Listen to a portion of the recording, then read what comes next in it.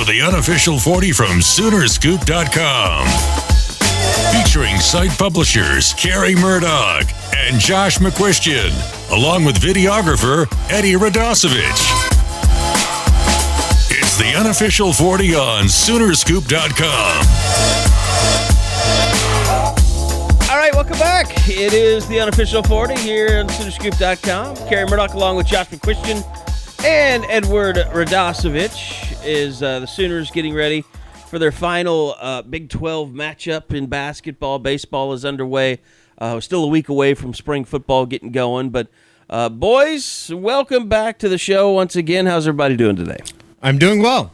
I would never have thought on March 1st that I would say 65% of the Oklahoma basketball fan base is just ready to say, screw this team, get this thing over with. Yeah, let's just have 2 more games and call it a year. It is unbelievable how bad this team has gotten. Like, anything that once was good with this team, it's all gone to hell. Yeah. Brady Manick, gone to hell. I don't think Kadeem Latin was ever good this year. No, he could be one of the softest players to ever play at the University of Oklahoma. You believe? Yeah, you're not happy. I would say Kadeem Latin is number 1 on your list of complaints. Well, it just all stems from him being soft, and I think that if you're going to have a senior, him being the only senior on the team, you need some type of leadership, and you're just not going to get it out of a guy like him because I've said it before. He's just a very soft basketball player. So I think that his attitude has resonated throughout the entire team, and it is tough to watch, and especially on the road.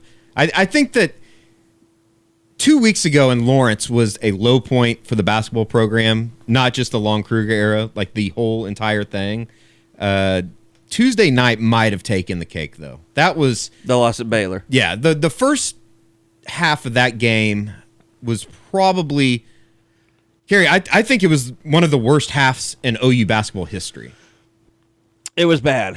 No defense. The offense was putrid. And that's the thing. Like last year, they were shitty, but they at least gave effort. Tuesday night, I didn't see any effort. And the real question is why? Like, is it, and whose fault is it? Is this a everybody Trae Young thing? Is this a Lon Kruger thing? Is this just everybody else thing? I think it's everybody involved.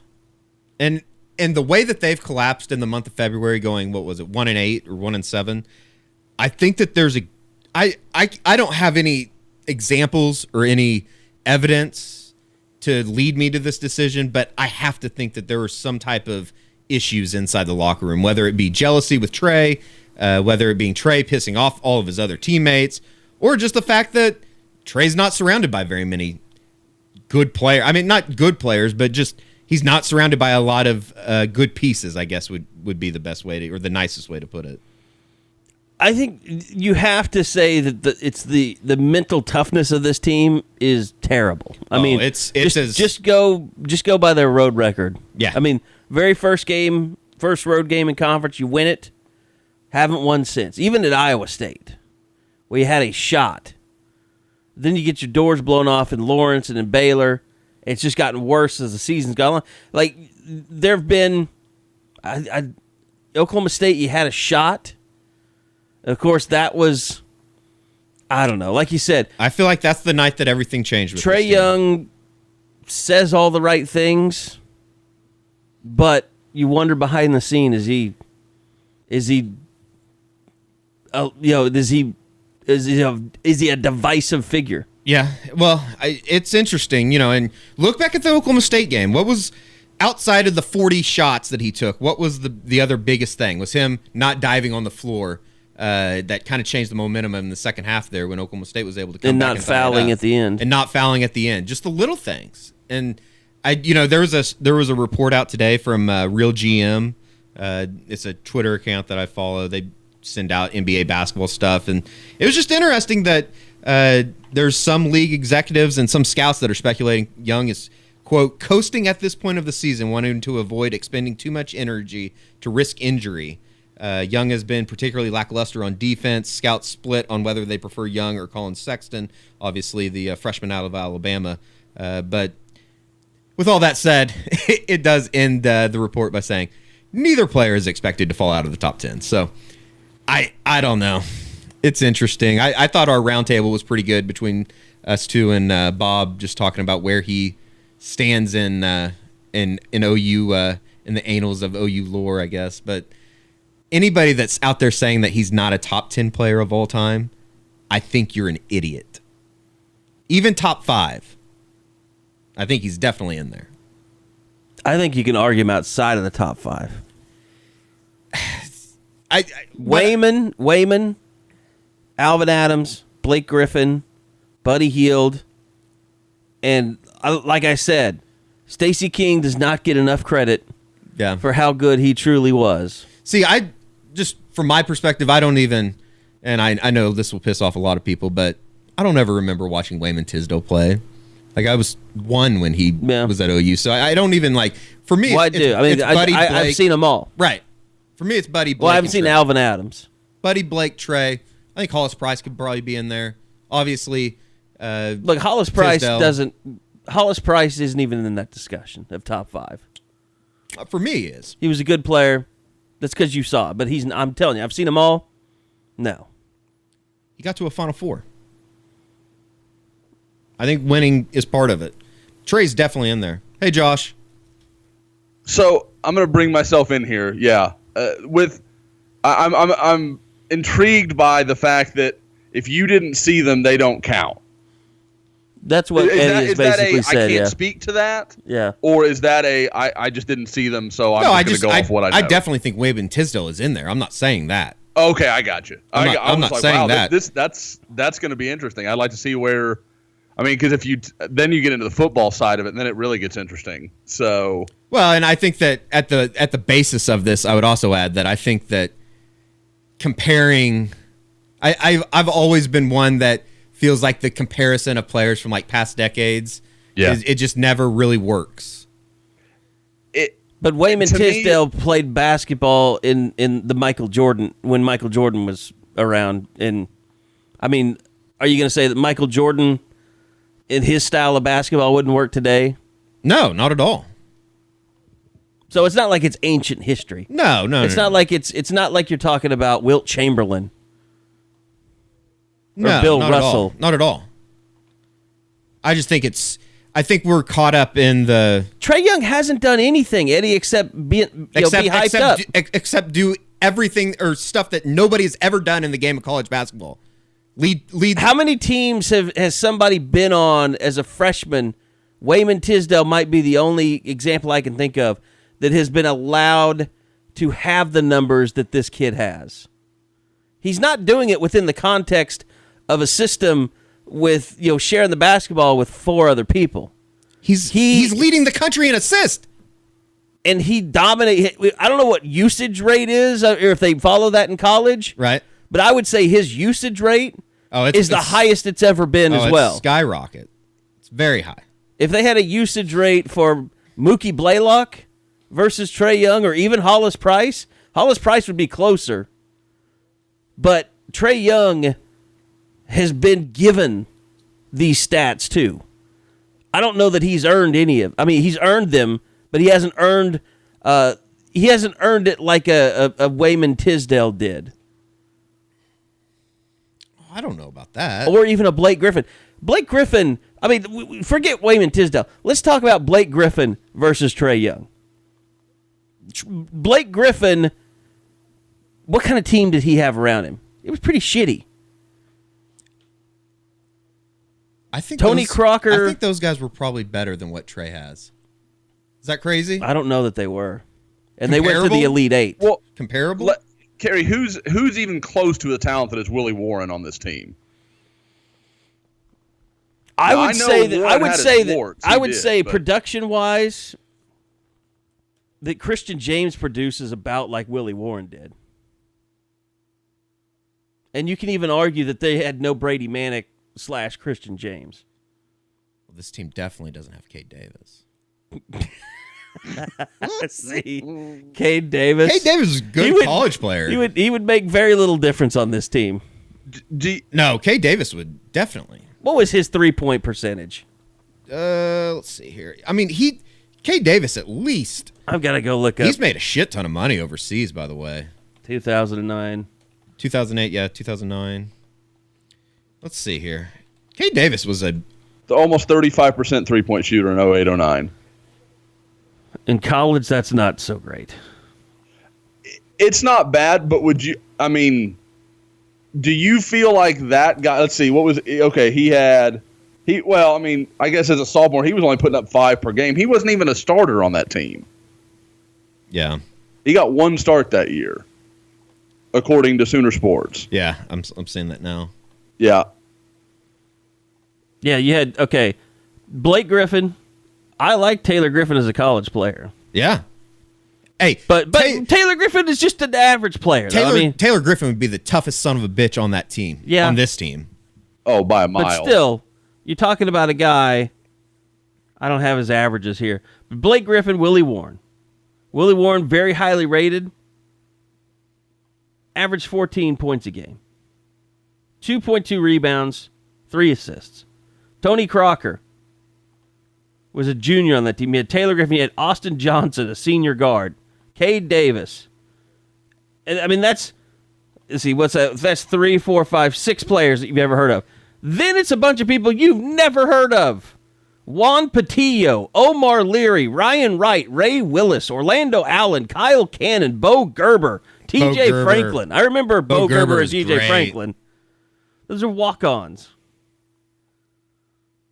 I mean, there's that team went to an Elite 8, Eddie. Yeah. And Blake Griffin was the first pick in the draft. They just happened to run into one of the better college teams in they should probably have gone the to the last Final 20 Four, years. yeah. They should have gone to the Final Four if they hadn't been matched up against North Carolina. That team was unbelievable. But yeah, I mean, they needed Tony Crocker to play his ass off that year. Tony Crocker had 9 threes against Syracuse in the Sweet 16. I'm looking at 3-point percentages. Like, Tony Crocker was 35%. Willie Warren was 37%. Blake Griffin had the highest 3-point percentage on the team. Blake Griffin had the highest 3-point percentage on the team, and he took less than 0.2 a game. I lean toward 08-09 being better, but the counter to that argument is Austin Johnson was a starter on that team. He was really good his senior year. Ugh. That's one of my guys. Like, as Eddie has Kadeem Latin, Austin Johnson's one of mine. Like, without Austin Johnson, they don't sniff the Elite 8. No, without Blake Griffin, they don't sniff the Elite 8. Correct. But Austin Johnson had a really good senior year. 8.6 points a game. That's a bench role player. I mean, I'm not even looking at the stats for this year's team. I mean, what's the 3-point shooting percentage for these guys across the board? For OU overall this year? Mm-hmm. I'm going right now. They're shooting, I'm going to guess. Okay, here it is. 36-8. Trae Young shooting almost 37%. They're almost 37%. Christian James is 38%. Brady Manick is... All these guys shooting better 3-point percentage than any player did. Because they shoot a lot more, I'm guessing. They've shot 763s this year. Look, Kelvin Sampson's team shot a shit ton of threes, too. I mean, there were games where that's all they did. They won or lost games because of threes. I just think that we've gotten caught up in this last month, and I think as time goes on, I mean, it's hard not to respect what Trae Young has done as a freshman. I'm not trying to shit on him. I'm just saying he doesn't deserve to be mentioned with guys that took teams to Final Fours and Elite Eights. He's not. There's a category at top that have those guys in it, or that were all Americans consensus, and he's going to be just beyond that because his team isn't doing anything. No, there's still a chance that we're talking about a kid who played for a team, dominated the team, had every chance to win or lose games for a team, and his team might not make the NCAA tournament if they lose their last 2 games. Oh, yeah. Yeah, absolutely. I just don't think that – I think that we've gotten caught up in the losses, but he's also been implicit in a bunch of those losses as well. So I understand where you guys are. You've been to every game. I mean, this is not fun to watch this team. They're terrible. Well, that's mostly because I think that they're all soft. And I use a different word off air. I know. I think everybody can guess what that is. It starts with a P. I was just guessing there was a different adjective to describe how soft they were. It's just... I thought that just got added in there. It is... This whole season has been... I don't even know if roller coaster is the right way to say it. Because it has been something that I... Just from a day in, day out, it's been a beating almost. If it's a roller coaster, it's the flashback. It was all going forward, it hit a point, and then it just all went in the dead wrong direction. Yeah, because there hasn't been ups and downs. It's been either good or bad, and there's been no in between. It's like one of those... Yeah, and it's like one of those Six Flag rides that there's been a fatality, too. It needs to be closed down. Oh, yes. Yeah, a kid fell off. Someone fell off the mini Minecraft. Yep. It's just, I don't know. And you know what? You know what's really effed up? They could still... I don't know if make a run is the right word. Don't do it. They can win they can win a game in the NCAA tournament. Is that crazy? I don't think it's crazy. No, I mean, if a team comes out and just lets Trae Young, run up and down the floor on him and doesn't guard the 3-point line. I will say the NCAA tournament's usually called a little bit differently. He's going to get some star treatment. That happens. If they make it. I think if they win on Friday, tomorrow, they're in. Yeah. If they beat Iowa State at home. If they don't, they shouldn't even go up to the Big 12 tournament next week. Iowa State is a bad basketball team that has already beat them. Yeah. Well, now they're down to like 6 scholarship players now versus Iowa the last State. time they played them. Yeah. Yeah.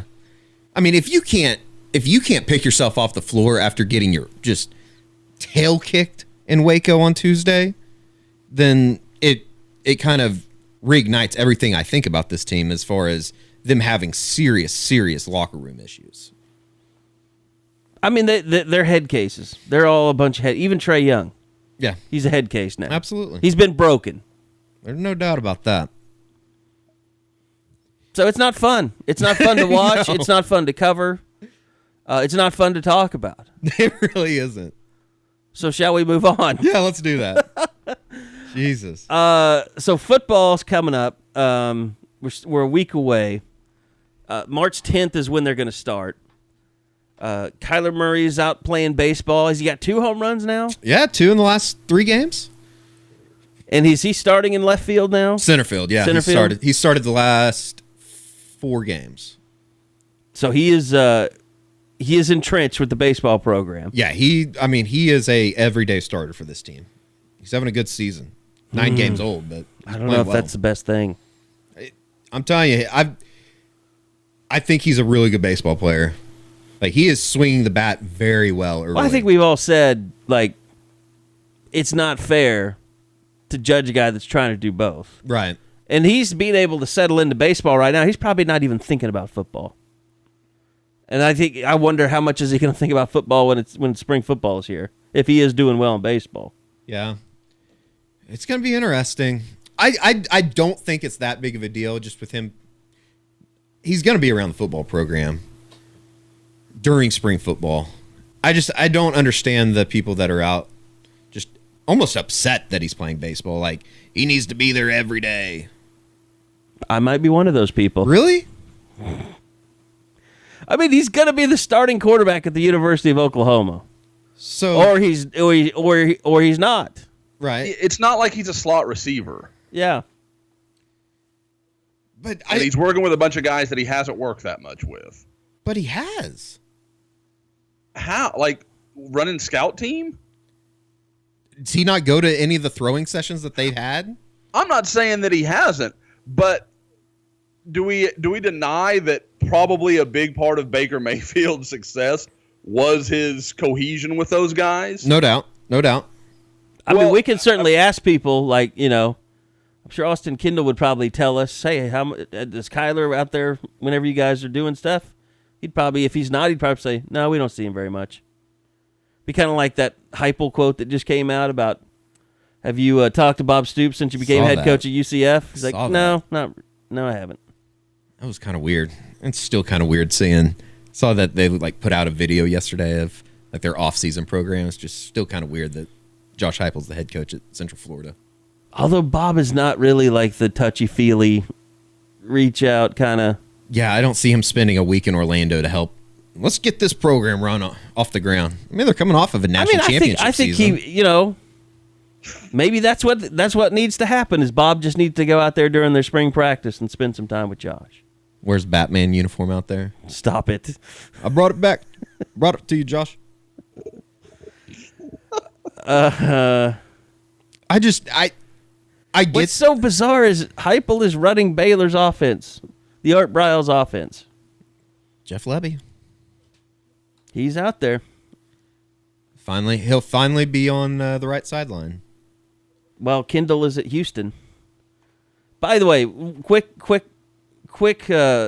backwards movement here. How about the possibility of Oklahoma playing Houston in the NCAA tournament? Oh, you want to talk about a team that will get their ass kicked physically? I hope Kelvin Sampson wears the Heart Hustling Hardwood will come for the crown. Oh, he better wear the jean shirt too, or the denim chambray. shirt. Yeah, chambray. That's what it's called. Chambray. That'd be funny if he did. How old were you when Kelvin left? What year was it? 06, something like that. I would have been a senior in high school. Oh, okay. So you were well versed in the Kelvin years. I love Kelvin Sampson to this day. Attended his basketball camps. Did you really? Oh yeah. How many MVPs, Eddie? You know, Josh, You got robbed. there weren't too many MVPs given to me in basketball or any sport really, but it was fun. I'm with you there, Eddie. That was the one sport that I was like, yeah, I don't. Even as a 8-year-old, I'm not going to delude myself that there will ever be a future in this sport. So, Does Ryan Hibble have a golf camp in the summer? I think he does. If you Summer content story you want to send me? I think you're disqualified. I don't know that you have to be part of that Sooners in the Desert. You have to get a bunch of money and donate it. That's the only fantasy camp you're going to. Didn't they just have that? Yeah. It's been pretty recently. Yeah, it was like last weekend, I think. So anyway, okay, I sidetracked this going back. We were talking about Houston came up because that's where Kendall Briles is. But we talked about this in the round table a little bit in the article we put out. Like, what could OU do to help this thing out? I think there's a big part of me. I mean, I put a bunch of ideas in there. One of them was have a Mike Stoops dunk tank. There's a big part of me that feels like no matter what they do, they're not going to get 80,000.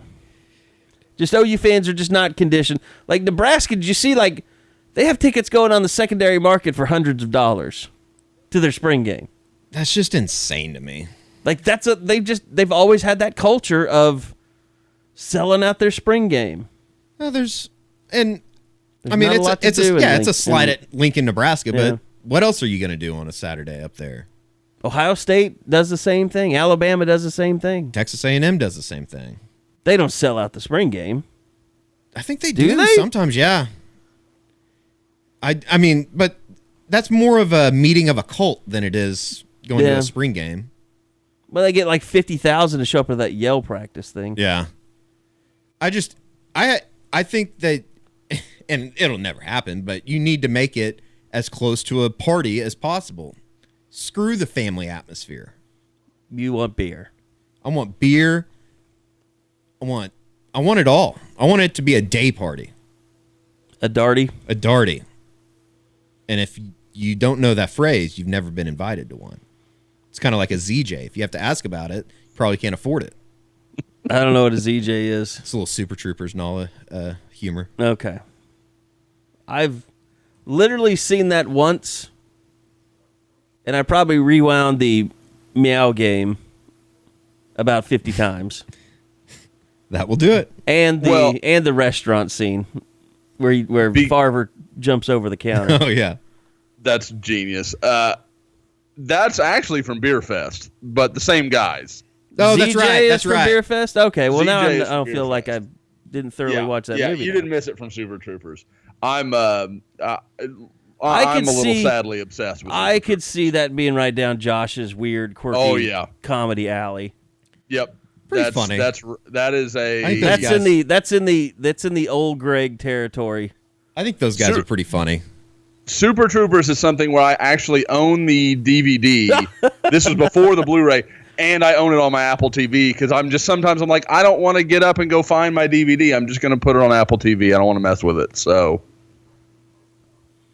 I have very few Apple TV movies. I've moved that way in the last probably 18 months. I had none, and then I bought one or two, and then that's pretty much the only way I buy DVDs anymore. Or Blu-rays, whatever. I cataloged that. I have like 450 Blu-rays. Blu-rays? Wow. That's a lot. I'd bet I have 50 or 60 then, but if you add in all the DVDs from, being in college and being a younger guy, I'm probably pushing into the 200s on that, but and some of them I need to start getting rid of because, like I said, I've overlapped on a bunch of them, and I just don't need them anymore. They just take up space. Oh, I have a bunch of Blu-rays that have never been opened. Like, I have The Martian because I never opened it in time to watch it before it came on HBO. I have Baby Driver sitting in a chair in the other room. I know. Didn't like. Still haven't watched it. I have Creed sitting in the wrapper because I saw it on HBO. Creed was great. You want to know how many DVDs I own? 0. I think I have one, and it's not even in the DVD case. It's Orange County that I stole from my buddy in college. Jack Black and Orange County is probably one of my favorite movies. it's a good Orange movie. County's funny. It's a good movie. Yeah. It's quality.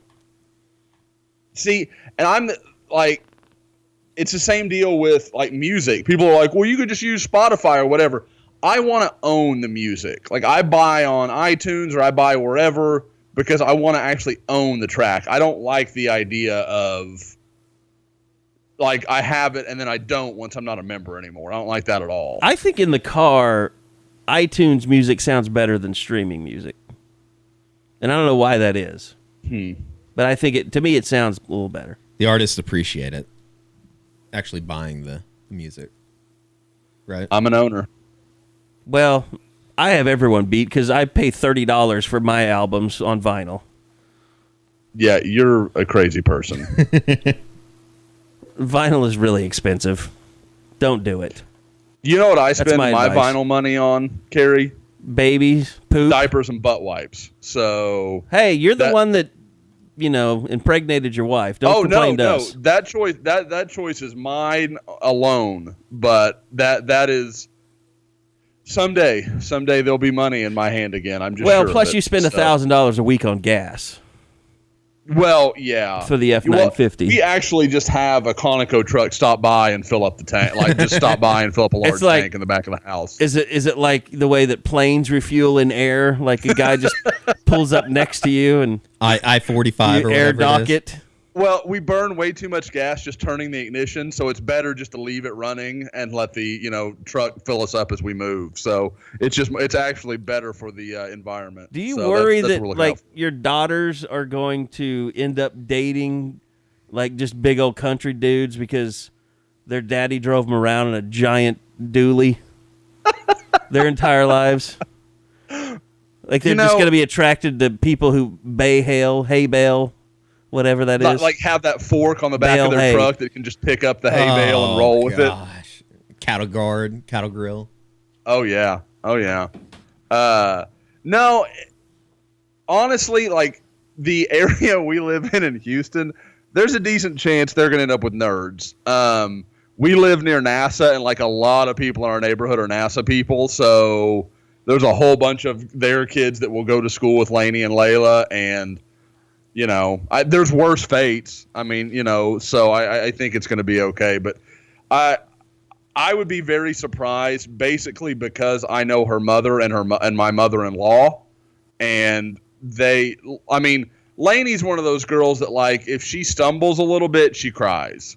Like, there is no toughness in her. There is no, like, they are girly girls to the max, and I just don't see them staying with some hayseed farmer. So, do you ever go to no offense to the hayseed farmers out there. You ever go to your next door neighbors and ask them to maybe take you and see the soundstage that they work at? No. Now, I've told you guys, literally the guy who lives across the street from me has walked in space like 3 different times. He's told you that, right? No, he's on. And you can find him on Wikipedia. Like, he's a real dude. Because the internet has told us that all these people are going to space. Eddie. I never even thought about this. Eddie, we're going to come down. We're going to bring this guy on the podcast with me. We're going to do a live from Houston. I like it. And let Eddie try to debunk space. I like how Josh has admitted he's never leaving Houston, so he's always going to be outside of the action. You're never going to be embedded in the middle of the action. Yeah. It's tough because you go see Calvin Anderson in person, or I can drive about 15 minutes and go see OU's latest commitment. It's tough being in Houston where OU makes 30 offers a year. It's really because in Oklahoma it's at least 5 in any given year. So or in this year's case 1, 2. So that's. I hate being in Houston, but for work, it's not the worst thing ever. What's interesting? We got the Rivals camps coming up in Dallas and Houston. The opening announced that they're going to have the opening at Jerry World, or not at the Star in Frisco, which is kind of interesting. Rivals, we haven't made plans for where our 5-star is going to be. I don't want to divulge internal discussions on that. And then, Bob's on board now. And so Bob is used to going. And what's funny is I had a discussion with Bob the other day. Like, he's used to going to the opening regionals. And, like, I think he really feels like since he didn't get to go to Under Armour stuff when he was with Rivals, like, he really wants to go to Under Armour stuff. Oh, like the upcoming stuff? Yeah. So, there's so much getting ready to happen. March is a busy month. Yeah. It's going to be nuts. You would think that it's not, just because there's really not much going on. But spring football, and what's going to be fascinating, Josh, about this stuff is, and by the way, I know people are enjoying the roundtable, and I hinted at this with the last one, but Josh and Bob have talked about doing a recruiting roundtable, and I kind of just send them questions every once in a while. Here's what I think will be a good question, Josh, is how much are camps going to be affected by these early official visits? Because you're going to have some kids that are not going to be available to go to camps because they want to go on official visits this time of year. Well, it's going to be really interesting because I think that it's going to work differently than some people expect. I think in some cases, kids are going to choose to go to the opening event because they want to go to the opening rather than go on an official visit they can take another weekend. Yeah. So I think that there's going to be some I think you're exactly right, Kerry. I think that will happen. But I think people just expecting, they're going to choose the official visit. I don't think that's the case because there are like a kid from Dallas that maybe doesn't have a lot of means. He can take the flight to, Oklahoma City or Tuscaloosa or whatever, any weekend that's available. He can only make it to that one opening event that one weekend, and I'm going to guess because the opening has such a it's so revered by the kids that I think in a lot of cases that's going to supersede. And I don't think it's going to end up making any real difference because, like I said, there's still plenty of weekends to choose from, both for the school and the kid.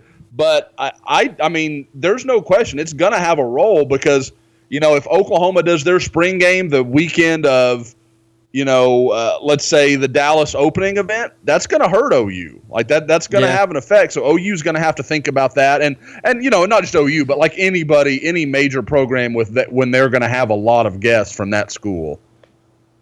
Yeah, that's true. I mean, or from that region. I'm sorry. God, I'm all tangled up. Because as we're finding out with 7-on-7, and it's kind of, making a little bit of a mess. We talked about, that was another roundtable subject, is the cheating. And I know Eddie and Bob both kind of went off on the 7-on-7 and how that's opening the doors for cheating and things like that in third parties.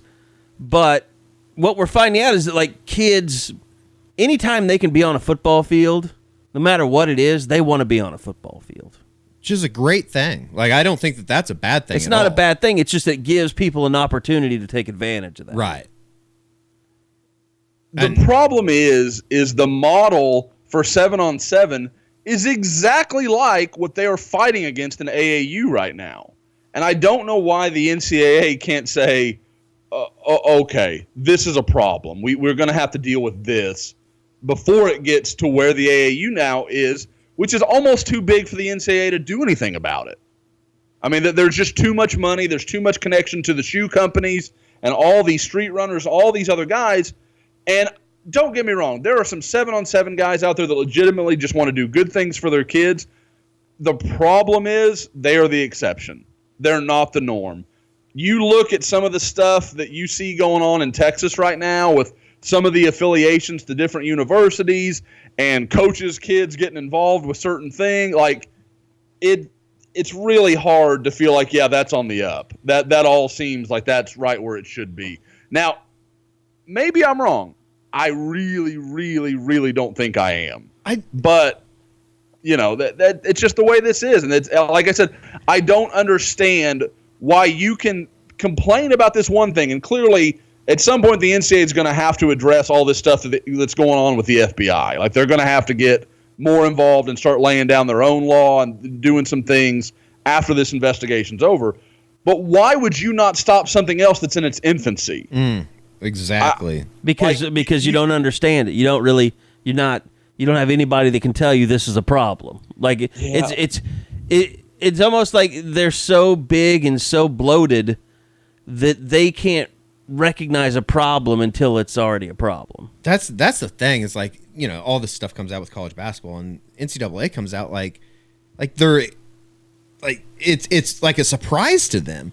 When literally anybody that has covered the sport or knows anything about college basketball knew that shady stuff is going on in the AAU programs. I just don't understand it. I think Mark Emmert's an idiot. Part of the problem, though, too, guys, the people who are connected to the NCAA, who are directly involved in this, that could help the NCAA fix this problem, are the coaches. Yeah. And they don't want to do it. Well, that's part of it is because I think what we have all found out over the last 6 months to a year, there was a lot of coaches that were complicit in it. Well, that's what I said. The people, and this was kind of my point in the roundtable, unless the NCAA wants to have, appointed compliance officers that work for the NCAA embedded at each school, they're going to have widespread cheating. Because when you tell a school you're in charge of determining whether you're cheating or not, you leave yourself wide open to schools just saying, we're not going to catch anything. Yeah. Do what you want. We're not going to turn ourselves in. And the risk in that is if the NCAA finds out and you haven't done anything, then you just get whacked across the board. But as long as you're finding all these little secondary violations and it looks like you're somewhat I mean, you can scam the system easily. Ole Miss has scammed the system.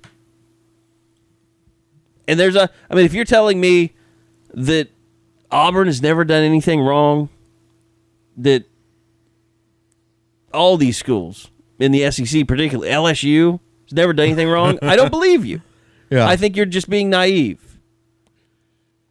Because basically the schools that choose to take it seriously are at a competitive disadvantage. And everybody's like, just everybody can say, well, they're cheating, we're going to cheat too. They can justify it. Well, and there's always that unwritten code, I think, in the SEC is that don't turn this school in because, you open up a Pandora's box pretty much of if one school turns another school in, it's just going to be a trickle-down effect, and everybody's screwed. Exactly. Everybody's got dirt on everybody else. And some schools cheat, and they're like, okay, they offer a kid something, and they still don't get them. They're like, well, we didn't pay him enough. Like, yeah. So it just validates that other people are cheating, so let's keep cheating. What did Chris Dawkins call them? Bad loans? Yeah. When he'd give people money and then not end up getting them? Yeah. That was what they'd written down. Yeah. On that sheet that Pat Forty had. It's only going to get worse before it gets better. I don't think that college football hasn't even come close to bottoming out, but I think the 7-on-7 stuff, as you said, Josh, I mean, it's not good. I don't think it's coming. Good. I mean, I remember a time when I was like, I can't even imagine trying to cover college basketball, and more it's becoming that way. Yeah. You talk to high school coaches, and they're like, yeah, I don't like. They used to be the guy to talk to, or dad, or who, someone.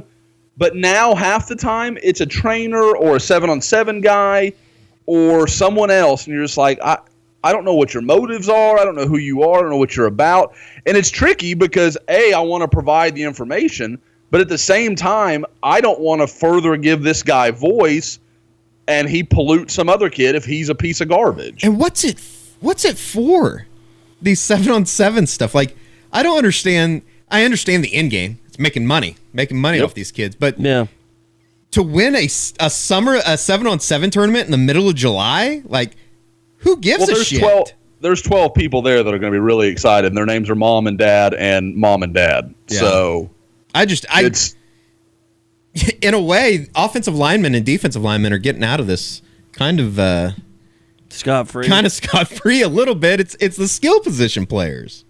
Well, I've said it for years. I think it's hurt football. Yeah. I think when you get if you give your quarterbacks and receivers an extra 3 months to work together and spend time together, Kyler Murray, yeah, I'll work that back in there. If you give those guys that extra time, well, why wouldn't you throw the ball more when the season comes around? You're going to be more versed and more ready to handle that than, well, we're going to run power I. So, and it's the same reason that Katie is a nuke to the whole system every year, because they play a style that no one else is ready to deal with. Well, look at how good Alito is. Yeah, I mean, they're basically running a little wishbone bit, almost. but they're far from a pass heavy team, And you look at when they face teams like that, they usually just kick them in the dirt.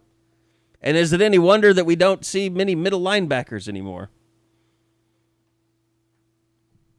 Well, they're all 6'2" and 210. Yeah, I mean, but like run-stopping middle linebacker, like Mikes, like legitimate Mikes. Like those guys barely exist anymore.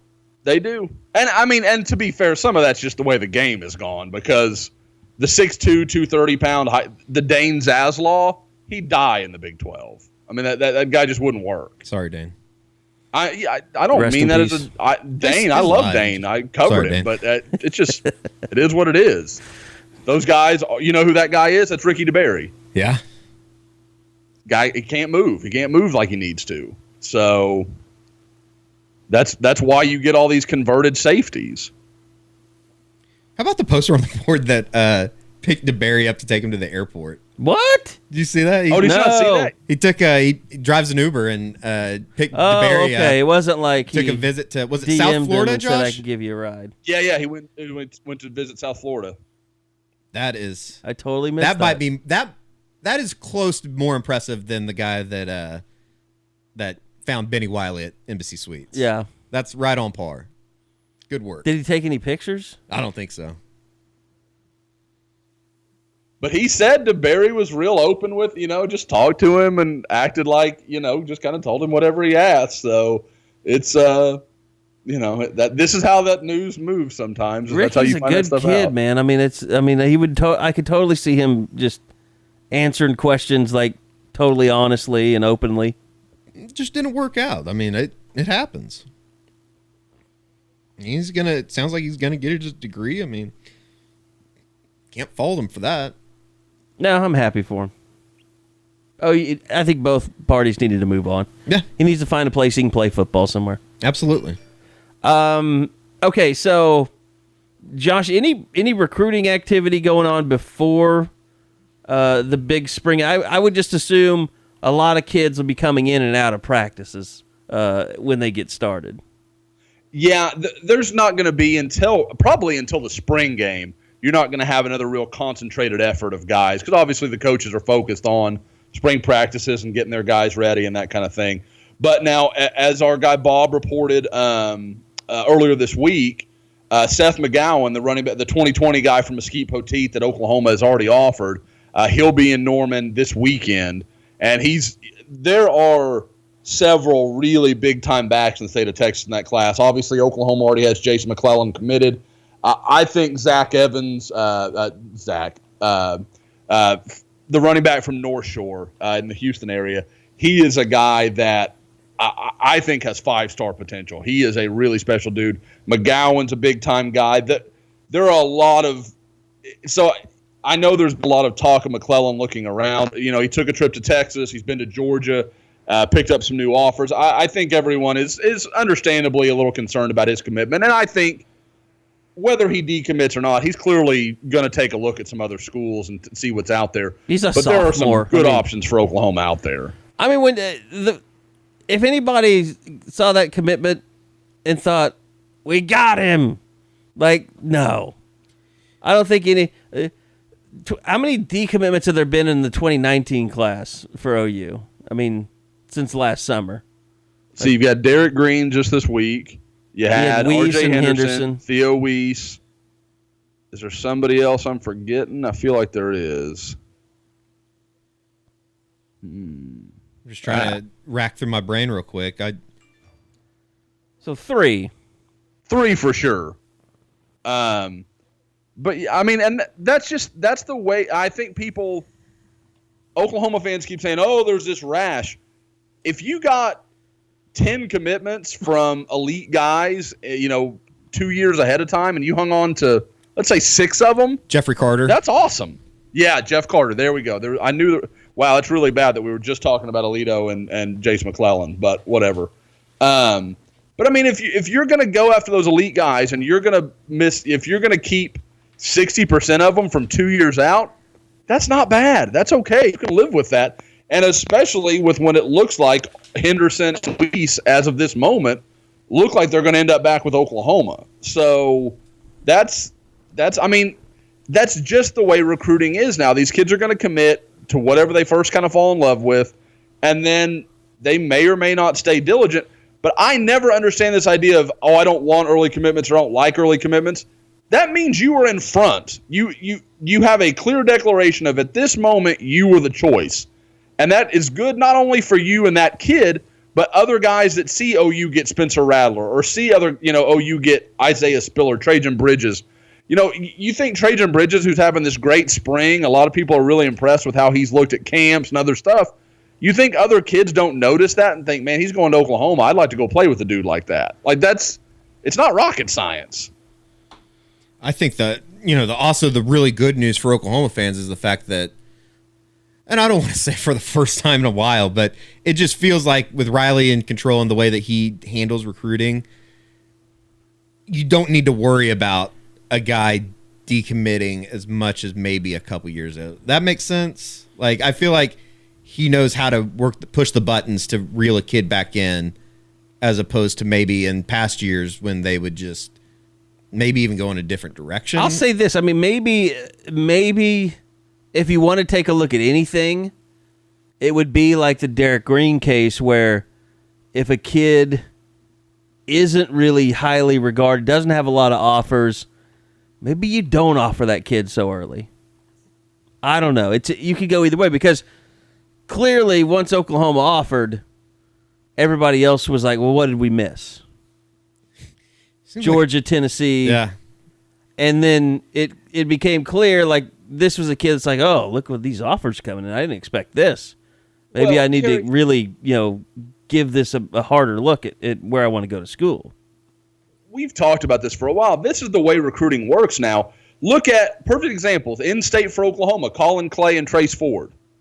They've got all kinds of offers from outside of the region. They do not have a gaggle from like Texas and TCU or, like schools that are really big time in this area have not offered them yet. And it's because you can offer that guy and he's probably not going to commit right now. Yeah. And you can say, oh, we liked y'all along 6 months from now. But you don't have to push that hard right now, and you don't have to worry about, well, maybe he's going to commit and we don't like him or we don't think he's a fit. We kind of like him now. We'll offer him, and then we'll see how things progress. And that's the same deal for Oklahoma in reverse. They get to go offer Derek Green, but they know if they offer Trace Ford, odds are Trace Ford wants to come to Oklahoma. Yeah. So you've got to be ready to take that commitment. It's the same deal for Georgia when they offer the kid from North Carolina. An elite kid from North Carolina, Georgia's going to have a really good chance at him. So I think it's the way that works where these coaches, when they make an offer to a guy that's local, they have to be sure we want to take this kid because, I mean, it may not just be like that kid's not good enough. It may be, in a case like Colin Clay is a perfect example. With Colin Clay, you've got a guy that is probably good enough to play at Oklahoma, clearly has a lot of offers that are, on that basically that level of Oklahoma. But they have a few guys they have a little higher on their board, so they're not offering him right now because it's like I said, it's not about him not being good enough. It's about maybe they have a few other guys that they want to make sure that they're not going to get before they go after Colin Clay. Well, they could be left, out in the wind with Clay, and that's fine. That's the risk you play. But at the same time, you kind of have to weigh that. With Trace Ford, I think it's a flip thing. I think it's a situation where they're trying to see if he's willing and capable of playing outside linebacker in their system because he does not fit. Okay, so we've had some technical issues. I think we've talked enough about Trace Ford and Colin Clay, even though it was kind of disjointed there. But I mean, the Marcus Major thing continues to develop. You keep seeing him getting more and more offers. I don't know. Is this an Oklahoma kid that's blown up more than maybe anybody in the last 5 years in the state, Josh?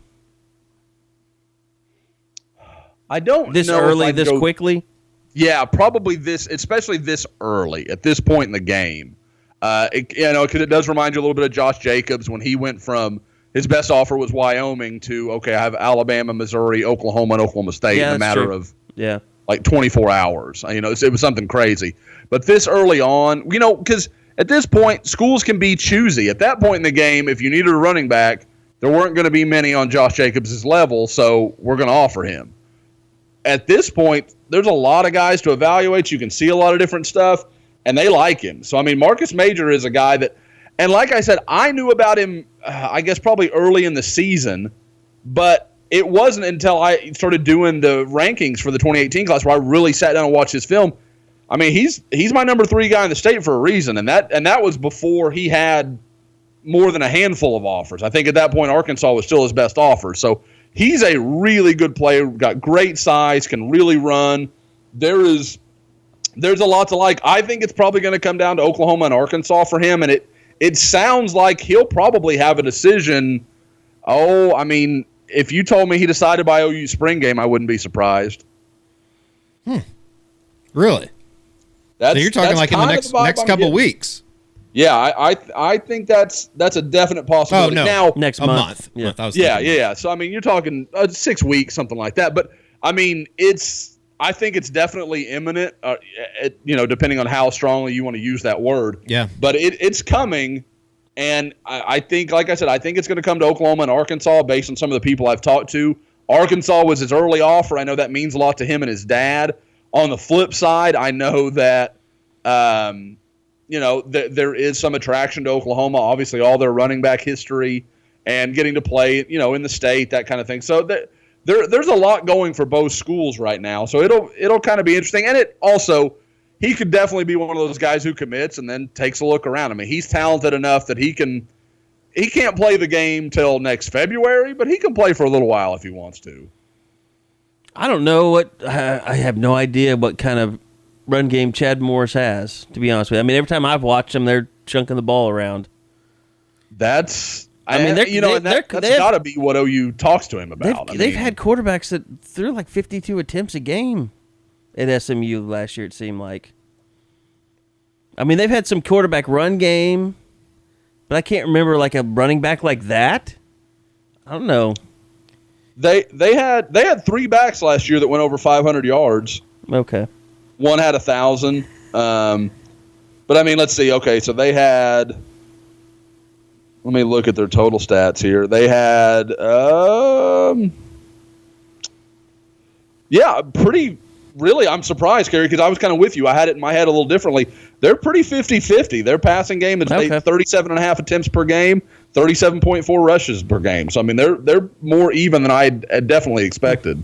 Interesting. Chad Morris even got him to a bowl game. I mean, my God, the guy's a great coach. Should have hired Mike Leach. And then to move to a program like Arkansas with that storied history of college football success in the last 20 years. Doesn't seem like you're being serious, Eddie. I'd never have understood like the fascination with Arkansas football. Well, if you're around here, you show it respect because of Barry Switzer. Yeah. Pat Jones. I know you love. But they've never been good, have they? Or have they? Or am I just talking out of my ass? They beat pants off of Dean Blevins in Oklahoma back in the day. Lou Holt. I was going to say, Eddie, when you say never, do you mean in the last 25 years? Yeah, let's say my lifetime. The last 30 years. They went into Miami and beat him with Duncan's own Quinn Grovey. So they haven't done much in the last 20 years. Quinn Grovey was a stud. Oklahoma kid? Yeah. Mm-hmm. Duncan kid. Look him up. Go YouTube. Yeah, he was a big deal, Eddie. They don't have YouTube of that. I bet they do. What was the fullback was for the Steelers? What was his name? We're getting a lot of people. Talking about Hillis? No, not Peyton Hill. I'm talking about this. I'm talking about Grovey. His running back, fullback, Barry something. Don't at me. I don't want to get. This is what I hate about the podcast is when we do something and we like pull our Traber, like, what was his name? Like for the next week, I'm going to be getting just tweets saying it was so and so. You should just say, "Oh, thanks. Nobody's told me that." Yeah, I mean, I don't want to be a dick and do that all the time to people, but it's like every time we ask a question, leave it open.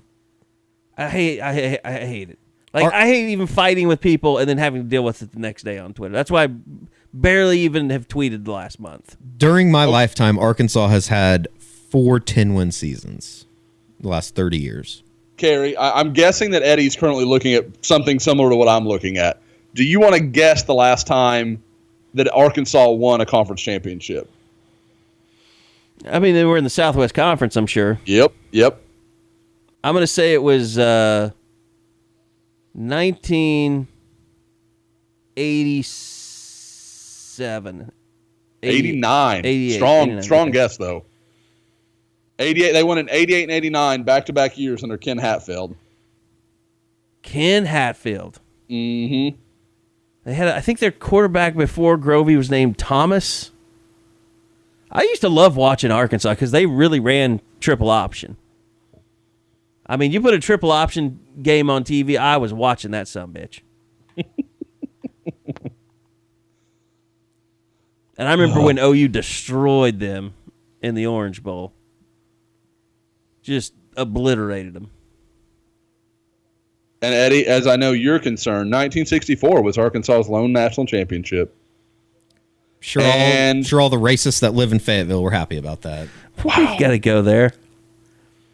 And the selectors were the racists Football that live in Writers Association of Oklahoma. America. Man. Just particularly in 1964, though, I'm sure it was pretty heavy. It was everywhere. It was pretty heavy. Correct. Texas, it was heavy. Correct. What was their first black player, like 71? At Texas? Yeah. Does that? No idea. That's one of those things that always blows me away when you compare Prentice Gott to that. What was that, 15 years? 56 to, yeah, I mean, Prince Scott was, 56, and then Texas was, like, almost How in the does that 70s. happen? Julius Whittier, 1969. Okay, 69. Okay, 13. Okay. So, see, don't add us, Texas fans. No, they played after the year. He played after the year that they won. Texas won the national championship in 69. This is saying that he joined the team in December. It was kind of like in the whole thing. I remember watching that deal on Bear Bryant, and like the only reason he started allowing black players on Alabama's teams because they went and played USC and got their tails kicked because they had a bunch of black players. He's like, well, we got to have black players now, or we're not going to win. Just so put out about having to do it. Well, that's my favorite thing because it always goes back to that USC Alabama game, and like. Bear Bryant was some magnanimous person because he used that game to show everybody in Alabama that we got to recruit black players.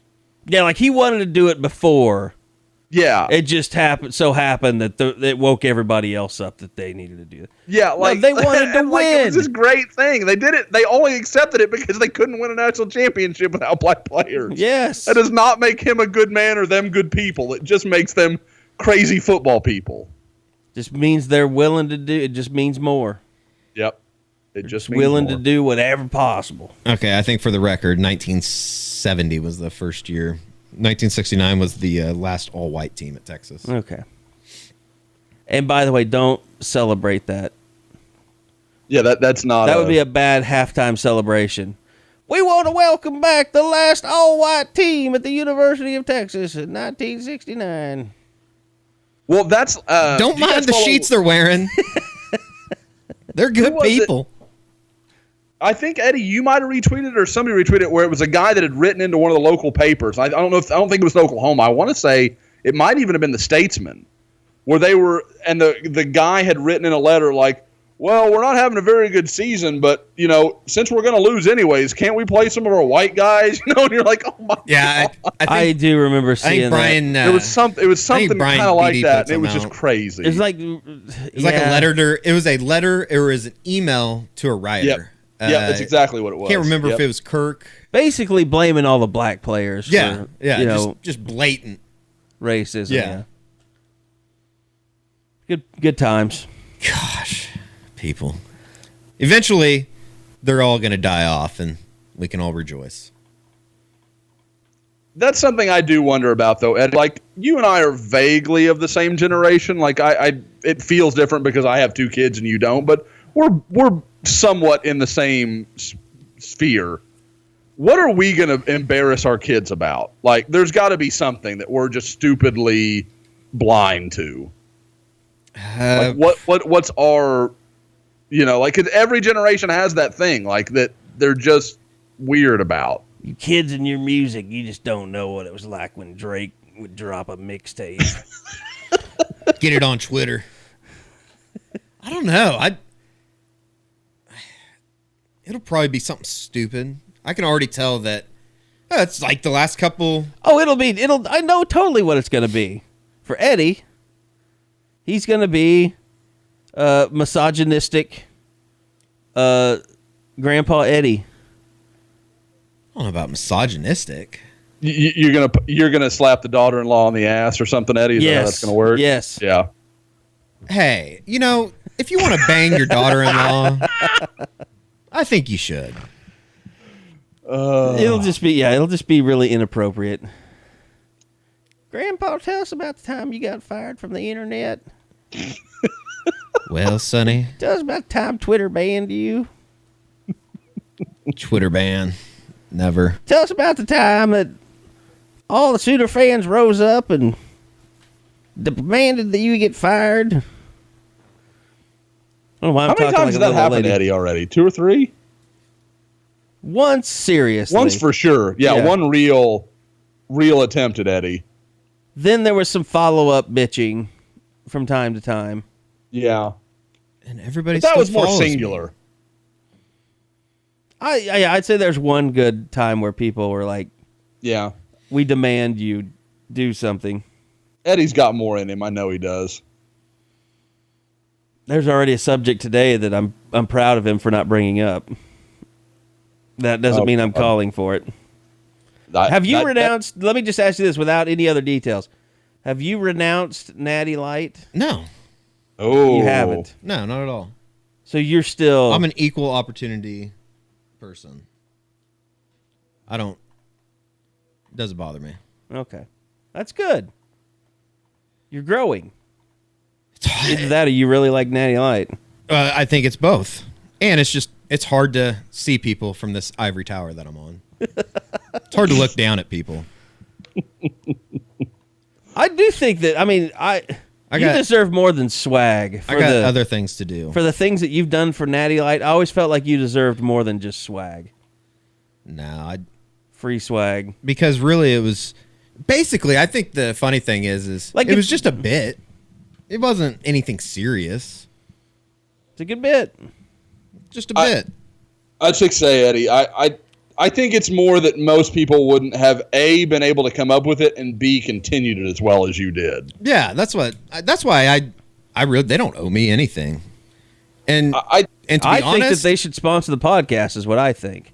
we could do that too. So I'll refrain from what I was getting ready to say. In that I really didn't drink a whole lot of Natty Light. I'll drink a Natty Light. Yeah. I'm definitely not above it. What was the main beer that you drank in college? Natty Light, definitely in college. Nowadays, I'll drink a Natty Light, but it would have to be like walking through a on park the course or something? Yeah, or like walking. I'm not going in and buying a bunch of Natty Light on a weekend. What are you getting? Usually Coors Light. Okay. Okay, you're not a snob about it then. It's not a Natty Light's beneath me thing. No, I enjoy drinking Coors Light more, probably. I like Coors Light. I like Coors Light a hell of a lot more than Bud Light. Yeah, it's really weird. I'll drink Bud Light outside of the state of Oklahoma. I think it has something to do with the 3.2. Yeah. It tastes distinctly different. I can won't drink see Miller that. Lite in Oklahoma. I think it tastes like water. I think it tastes awful. Not water, but I think it's watered down. It tastes, like Coors Light to me has a more clear, clean taste. The mountains are blue. The mountains are always blue. Bud Light to me just makes me bloated. Yeah. And I'm not even, I guess this is kind of beer snobby, but if I'm going out to eat or something like that, I'll usually drink an IPA or some type of, like, not homebrew. I love the German beers at, what's the place? Midtown. Urban Johnny's? No, that's not Midtown. That's Double Deuce or the Deuce. Double Deuce. Isn't that the name of the bar in That is the name of Roadhouse. Roadhouse That's exactly bar. what it is. Deep Deuce is what I meant. Is where Urban Johnny is. Kind of want them to change their name now, though. So, Fassler is what I'm thinking of. Oh, I got you. oh yeah, I got friends that tell me that's a good place. The beer there is fantastic.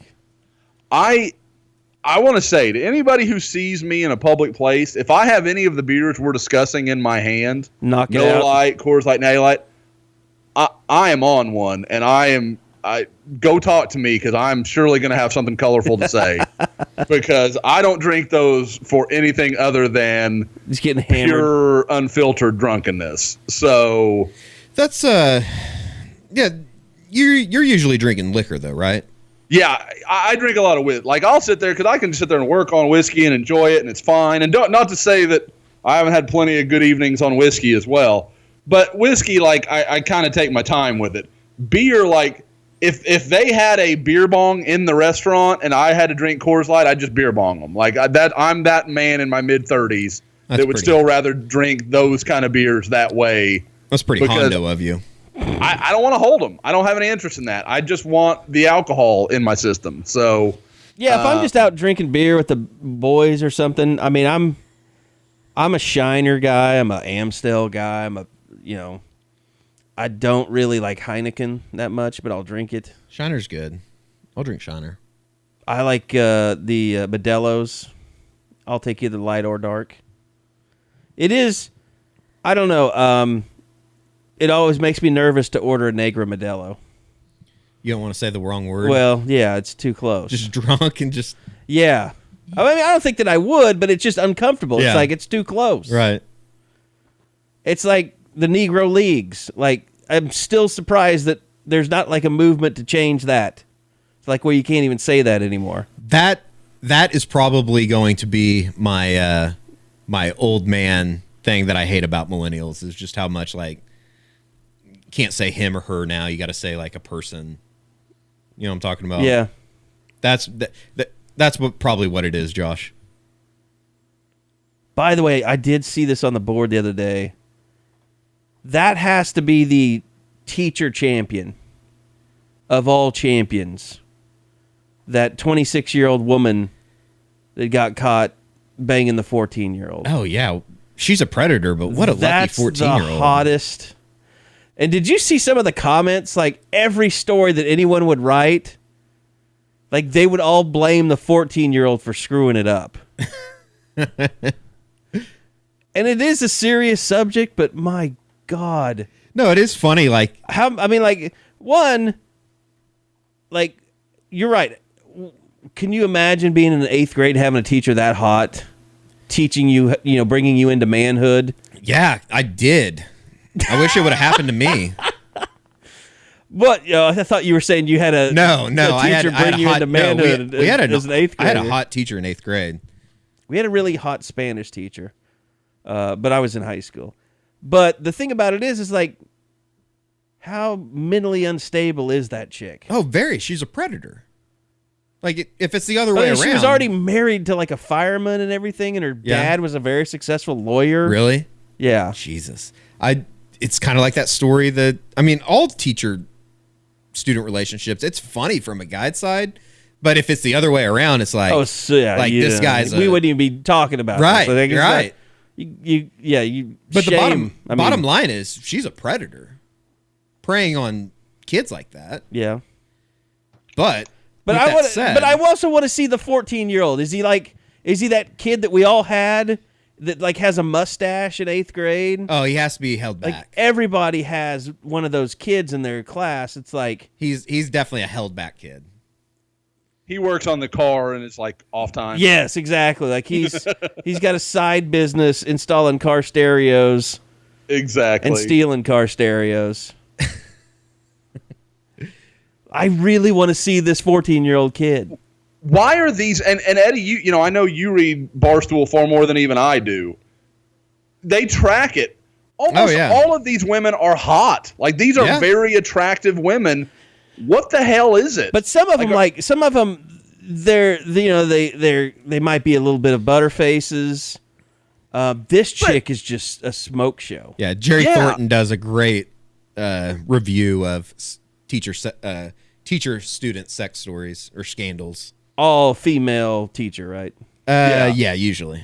Well, Carrie, and you can say butterfaces or whatever. These are not women that have trouble finding a date. No. However, you want to rate them as a 6.5 or a 7 or a 10 or whatever. These are pretty women that could find a date any night of the week they wanted one. No, it does. Every time one of these consenting adult, every time one of these stories come up, I'm like, man, why didn't I ever find a mentally unstable chick that hot that would have sex with me? Yeah, just start hanging around. This is what you need to do. You need to start just hanging around elementary schools. Yeah, no, I'm not here for the kids, officer. I'm here for the teachers.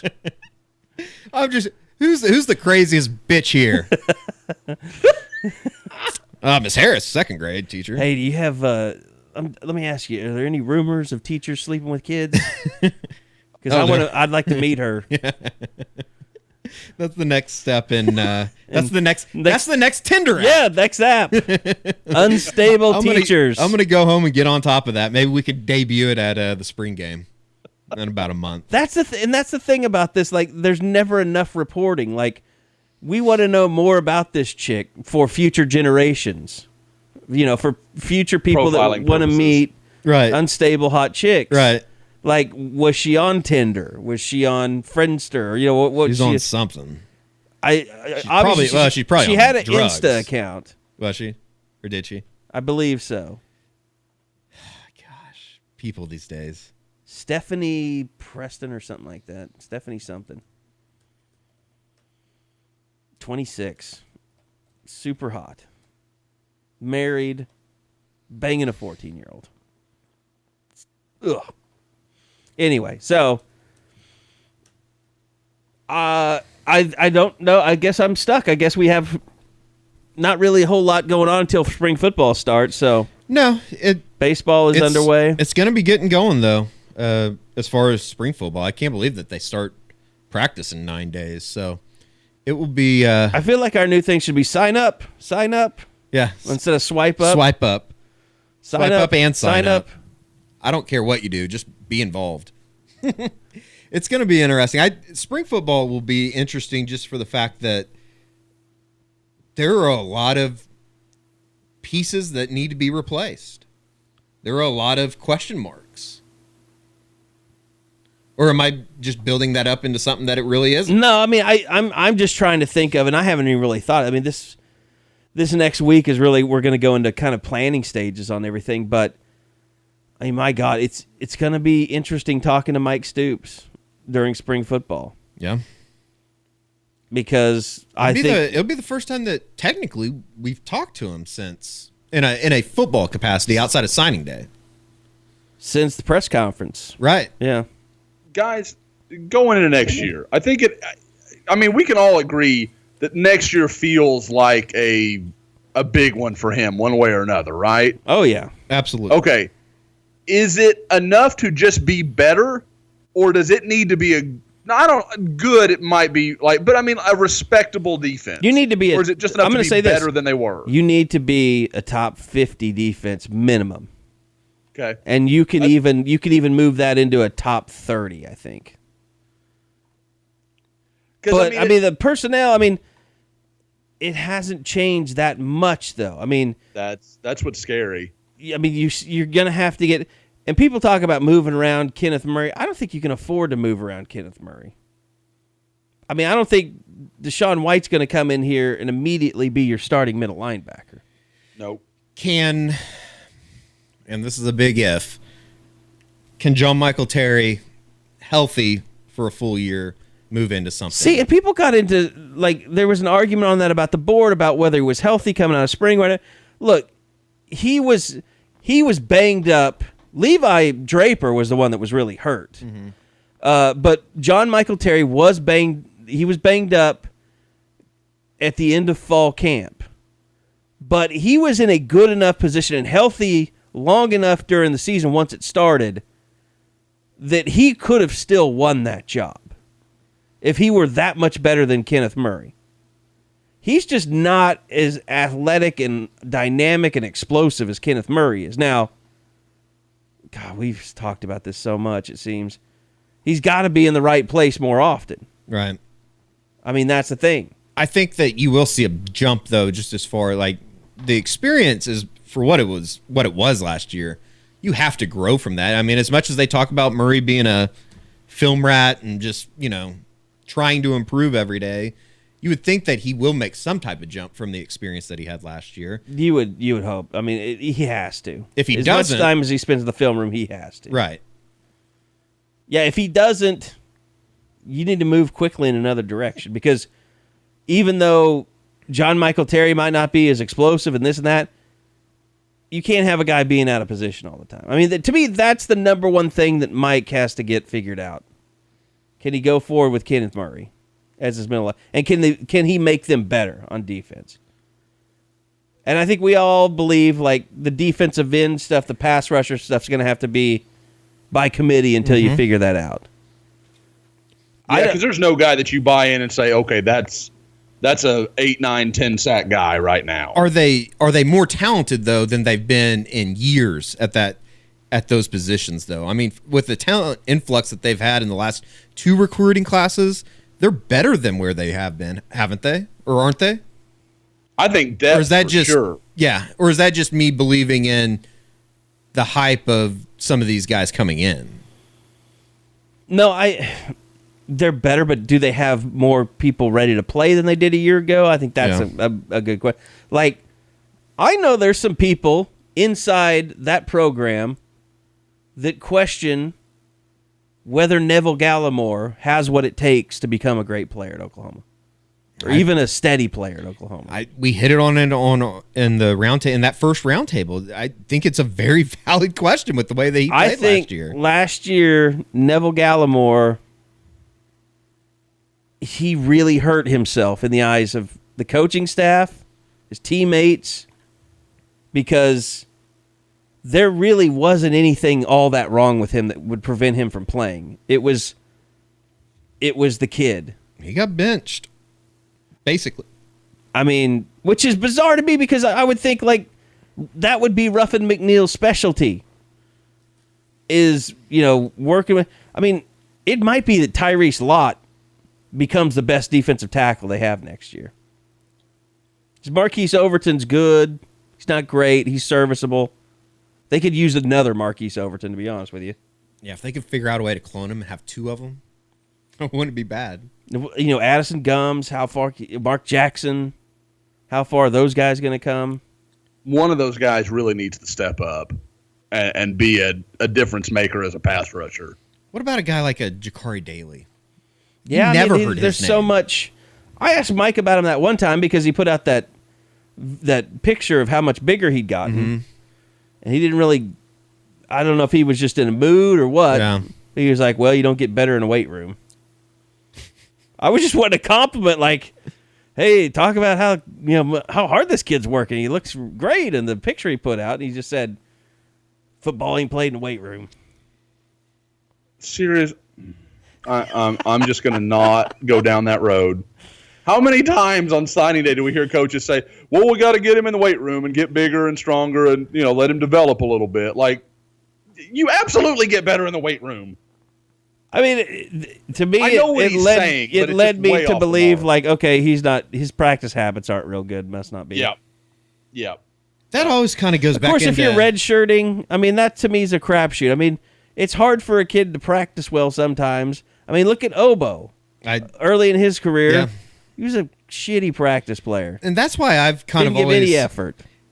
I think that if there was a change that would have been made, sometimes it's good just in the fact that I think that sometimes we put way too much into what they see at practice, and you just need to let them go out. And it's a double-edged sword. Sometimes guys are going to go out in the field, and they're going to flop, and it's going to be a terrible, terrible look. But sometimes you just need to put the kid out there and let him do it. You know what's funny is, I mean, I just mentioned Obo about how much of a discipline problem he was early in his career. I remember somebody coming to me one time and saying, that kid is never going to play. He cannot line up. Like, he doesn't know where to... When they call a play, he has no clue what he's supposed to be doing. Which is just shocking. I mean, there's like... But what I'm saying is he was in such a bad place, and it's pretty clear he almost quit at one point, just gave up. But there was not a bigger supporter of Mike Stoops on that team than Obo. You always believed in him, kind of. Right? Which is, I mean, it's kind of counter to everything. Like, I think of Mike as a guy that's running people off. Right.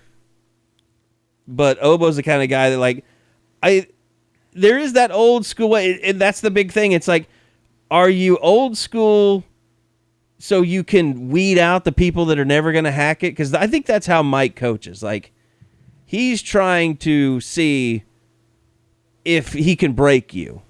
If he can break you, you're no good to the team. There's that approach. Or is there a new school approach, which I would assume Ruffin used with a guy like Devontae Lampkin, which is you motivate him and you baby out a performance.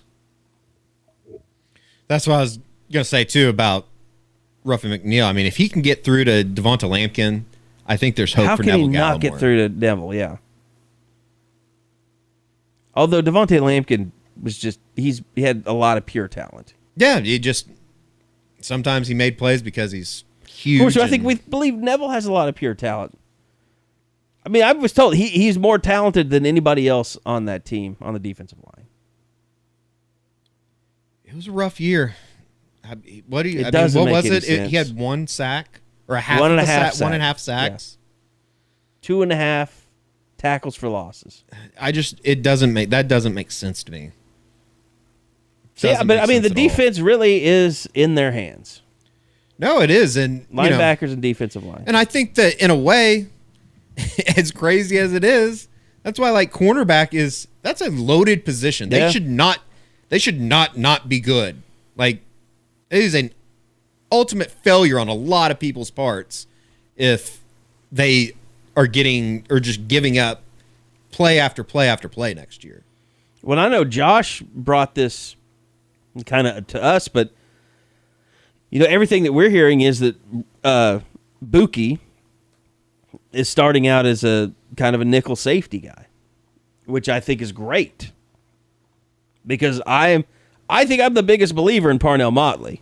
I don't know, Josh wasn't part of the roundtable. We talked about that. I just think that Parnell Motley can play. Yeah. He had 2 bad games last year, but he was still their biggest playmaker. I think you clearly have the best talent in your secondary at corner. I don't think there's even a question about it. So if you want to try some of those guys out at safety or nickel and get as many of those guys on the field as you can and mitigate some of your questions at safety and the depth at safety, that's a great decision. Am I crazy and I think there were questions about it when he was in high school, but then he kind of flipped a switch and turned it on halfway through his senior year, but am I nuts in thinking because of his speed and his closing speed that Trae Brown couldn't be a great center field safety? I think the physical stuff is there. With Trae, I thought when he wasn't in man in high school, he got lost sometimes. Like he would just kind of float around into space. Yeah. And didn't look comfortable. Now, that may just be he didn't do it a lot. So, I don't want to say that he can't do it or whatever. It's just not, there's not a lot of data on it. But with his But he was playing skill set, 2 ways too, so maybe they didn't have time to really do anything with him in the secondary. I mean, to me, he should be one of OU's 2 starting corners based on what I've seen so far.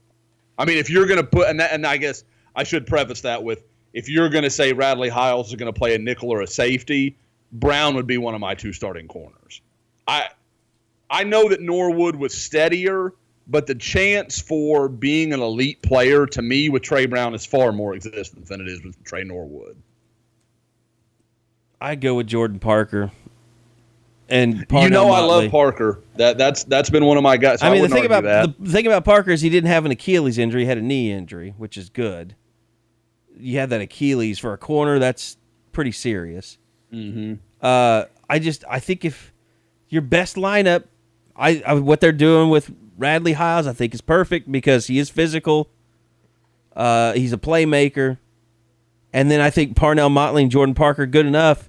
If you wanted to fix your safety problem, and we don't know if Robert Barnes is going to be that guy or not, I think you could fix it with Trae Brown as a free safety. I think he'd be good there. I would think a lot of this is going to happen during the spring. Like, they're going to play around with these ideas, right?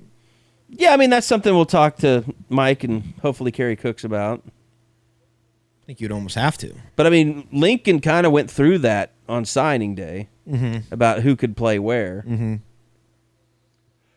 Well, and that's what's interesting to me because I know with Robert and his big size and his length and how, he could be a guy that plays at 220. I mean, Robert's a big kid.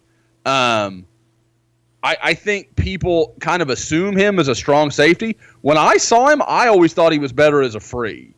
I thought he looked better playing kind of a center field role. So it would be interesting to see if they would want to move him into a strong role and then let a guy like Trae get a shot at free. Or just say, Trae, we want you to try strong, whatever that would be. And, maybe they just feel differently than I do anyway and feel Robert's more naturally attuned at strong. But it's just they have problems in the secondary, but they have some talent for a change to maybe address some of it. You still have Khalil Houghton, who's played a lot of games. Yeah. You got Robert Barnes. Chance Sylvie. I think Chance Sylvie can be a decent football player. I really do. I don't think he's a star, but if you told me he could be on Will Johnson's level, I wouldn't argue that at all. I think that's completely possible. Problem is, if you lose either you're starting Free or Strong, you're screwed. Yes. Because whoever it is going to be young and fairly inexperienced, or fairly inexperienced. There'll be somebody that emerges in the spring that we've never talked about. Not even a walk-on. What's the one kid? They were kind of flipping back and forth to linebacker and safety. Ryan Jones. Yeah, Ryan Jones. I mean, he could be one of those names that just pops up where they're like, oh, Ryan Jones is having a great spring. That always happens. Oh, man. The spring championship. I love it. There's always a handful of guys, and then they'll be talked about all summer. There's already lots of talk of 7-on-7. X had a nice catch, and he's having a great blah, blah, blah. And it's some guy that, for the 12th straight year, we'll never hear from again. So the 7-on-7 stuff is the worst. 7-on-7 is the worst. I think that's just the flat out. Remember, I mean, according to 7-on-7 one year, and some of the fan reporters, Trevor Knight was the dominant. I think it got all the way to but Baker was third. Baker was so terrible, and all the 7 and then fall camp came around. It was like, oh, Baker's not going to win. And the entire time, everybody I talked to that actually watched practice was like, oh yeah, Baker's a lot better than everybody. Well, guys. The problem with 7-on-7 that I think fans forget when they get some of these reports, they're probably coming from players who are going to have that's my boy, that's my buddy, that's me. They forget that there's going to be an inherent bias in exactly what they're saying, and the people that are giving the information have no say in who actually plays. And so exactly. I think people get because guys, how many years in a row is PJ and Bonasaur ready to break out? And where do you think the information was coming from? PJ and we know exactly where that information was coming from. And every year, OU looked like a train wreck at corner, and he never even entered the conversation. Not even an option at corner. Yeah. They were so bad that they were like, we're sticking with these guys because we have nobody else. No, they would not play him. I mean, I just told you how far off he was. Oh, I mean, I know you guys heard the same stuff. You would read that stuff, and then I would talk to people it was almost like if he just relinquished his scholarship, everybody'd be a lot happier. Him included. Yeah, no, you talk to people, they'd be like, look, he couldn't even play safety for us. That's how bad he was as a corner. Yep. Where did he end up? He just surfaced somewhere. Or no, they were just using his picture. Yeah, recruit thing. Was it Louisville? No, it was Louisville. I think that's right. I guess he'll be eligible this year. He is the current. I mean, he's the recent look like Tarzan, play like Jane example. Because he looked like Brian Jackson physically. That's who he always reminded me of. Just a big, good-looking dude. But unlike Brian Jackson, he couldn't play. All right, fellas. I think that's going to do it for this week's edition of the Unofficial 40. Baker Mayfield, combine stuff, all that. Dimitri Flowers. Sooners had 6 players in the combine. The only team in the Big 12 that didn't have a player in the combine, do you know who it was? Only team that doesn't have from the Big 12, in the Big 12 that doesn't have a player in the combine. I'm leaving it for you, Eddie. Baylor's right. Iowa State had Alan Lazard. They were. I knew it was going to be something weird, and then I just figured Baylor didn't have anybody. Two teams had one. Iowa State, and who was the other one at? Kansas. They had the Anderson, the linebacker. The linebacker. Yeah. Yeah. That's not good. But I think he was hurt late in the year, wasn't he? Didn't he get hurt late in the year? I don't remember. Or was it the other guy? I really don't remember. And then Tech, I think, had 3. They had Kiki Kuti, Shimanek, and somebody else. Was it surprising that Orlando Brown weighed so much? What did he weigh? 345. He was 6'8", 345. I don't have a problem with that. That's not Is bad. that what he played? I mean, was he 345 at Oklahoma? Yeah, I think he was was. in that ballpark. But he's just 6'8", so he doesn't look 345. And like he was Right. 6'7", 5'8" or something like that. Yeah, yeah. Like, he's legit 6'8". Yeah, he is a huge guy. His wingspan was like 7.5 feet. Yeah, people were like, that can't be right. I think Charles Robinson had to go back and double check with the NFL. Yeah, To make Because sure it's people right. were like, that number's not right. Yeah, his wingspan is like a 7-foot person. yeah. Well, they were saying he's the same height as LeBron and has like 3 inches more of like arm length. By the way, Baker did an article on the Players Tribune. I don't know if you guys had a chance to read that. I did read it. It was kind of what you would expect. I mean, it was very polished. Mm-hmm. Baker, I mean, does well in public settings when he's not running from cops.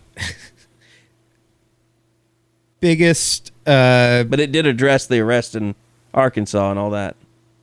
I'll have to check that out this afternoon. How many more times does he have to address that? Well, it's because that's all. He's going to get asked about that every day.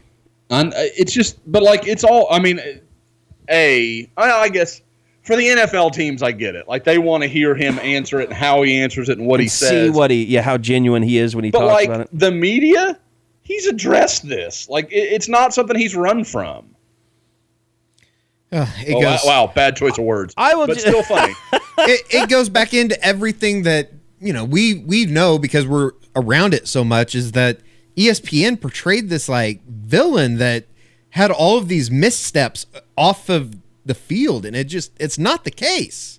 Yeah, it was like the incidents. The incidents, like wearing a tech shirt. Yeah. Oh my God, that still triggers The me. traitor shirt. Like he should find somebody from ESPN and fight him. He's a college guy being a college guy. Like that's the most of his offenses. Like the running from the police, stupid, bad. Like I'm not trying to justify any of it. It's not some huge thing. Like it's not something unheard of. It's not something terribly untoward. Like I don't think it's that big of a deal. The flag plant got planted as a terrible thing. How was that terrible? Because Kirk Herbstreit and Joey Galloway are at ESPN. Yeah. I was going to get into the whole thing. We've done it 20 times. I'm not going to do it again. Joey. Wonder what he's up to this summer. Not watching teams. Yeah, not studying film. Yeah, not doing his job. I'm sure of that. By the way, I was surprised that Marcel Aitman had such tiny hands. He's like really? Like I didn't see that. It was like a 9. Really? For a guy that is probably the best jump ball receiver I've seen in years. And it's a gargantuan dude. Like he's not like a leaper. He's 6'5". He's a big guy. I stopped keeping up with it. I didn't even see what Mason Rudolph measured at. But Baker's like his height was more than at the Senior Bowl. Of an inch bigger. And his hands had shrunken. Yep. He went down to 9 1/4 on hands from 9 1/2. Is there like stuff you can do to like stretch your body out to? The hands, I've read they do like massage therapy stuff that's supposed to extend your reach of your hand, like from finger to thumb or from pointer to thumb. They say people get yoga or get go to chiropractors, and that'll make them taller for a little bit. I know it's not. You're not supposed to say this during combine season, but I just think all that is so stupid. I got no problem with that. As a combine guy. If I'm spending millions on a guy, though, you want to know everything. Yeah, they're pieces of meat, man. I know, especially at quarterback, man, because your GM, your head coach, you draft a you top lose a 10 job over your that. Future Yeah, is connected to him. Yeah. So yeah, I want every question I can have answered. I mean, let's face it, Eddie. If you were coming into the company today, I don't know if you'd make the cut. Knowing what we know now, measure all my sizes. Yeah, you're a little bit bigger, a little bit rounder. You're not really camera friendly like you used to be. We would definitely be doing the Twitter. You'd fail the Twitter background check. I think he just drinks Natty Light all the time. I don't know. I don't know that he actually works. He just gets drunk on Natty Light, I think. So come for both of you some bitches. So anyway, breaking news: Chris Woods officially named Texas State DC. I was wondering. Oh, about really? That. Yeah, that's good for Football him. Scoop put that out like a month ago, and I just this past weekend. Yeah, I was remember you looking bringing at it to our like, attention. I wonder if this is still happening because he tweeted something like from an OU perspective. I was like, maybe weird. he's back. But no, it's official. Regents meetings are coming up pretty soon too, so we'll see if we have any new updated. I know everyone's out there just waiting to see if Mike Stoops is getting a raise. You said that, and Oklahoma literally just tweeted, the OU Board of Regents will meet on Monday to hear a report from the Presidential Search Committee. We'll check the agenda. That probably won't be up yet, will it? It'll be on that Friday. I think they got 48 hours. 48-hour notice or something. So I wonder if they did that on purpose on Monday so they wouldn't have to put out a agenda. But you have to. Yeah, state law. Yeah. Maybe not. Something will be out on maybe not tomorrow, state. I'm sure. They'll figure out a way to go. So about yeah, it. it might just be mostly about the presidential search. Kind of like Arizona's regents are meeting today.